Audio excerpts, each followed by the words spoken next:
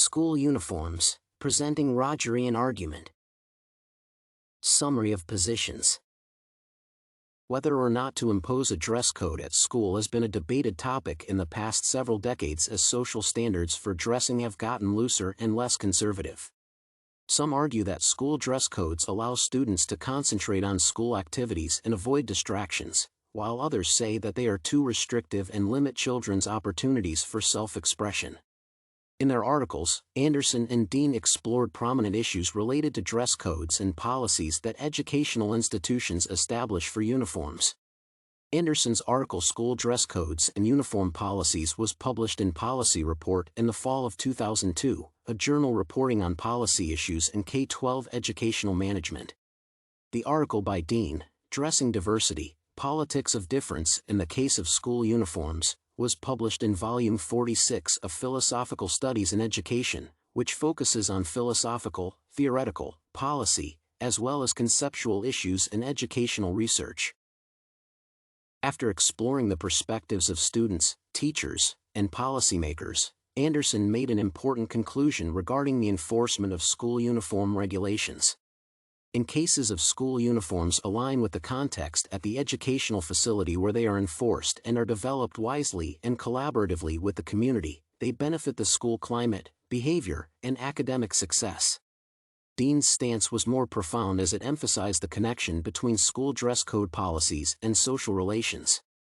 Thus, such policies must bring students together in a shared environment and not highlight the social differences that may limit the potential for reaching equality. Thesis. There should be a balance in the modern school uniform practices to ensure that they are well justified and fit the specific educational context, prompting discussions about why they are enforced, bringing unity to a diverse group of individuals who are equal in their learning opportunities. Such a thesis considers both sides of the discussion presented in the articles about school dress codes. It entails that dress codes are not mandatory nor universal throughout the educational context. Instead, each school should analyze its needs, student characteristics, as well as both internal and external factors for developing a policy that will suit the specific context. The other side of the discussion in this thesis is reflected in the idea of bringing unity in the socio-educational context to bring students to the same level so that they have equal learning opportunities. The claim offers a middle ground, creating a balance between distinct differences of a school context and the need for facilitating unity. Analysis.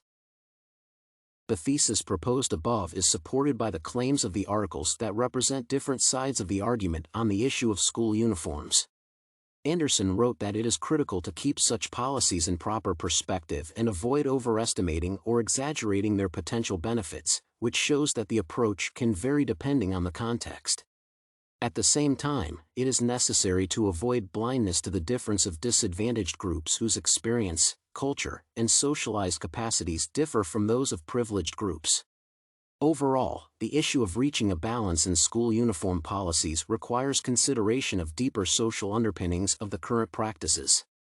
It is important to celebrate diversity while also establishing an environment of unity and equality in the learning process.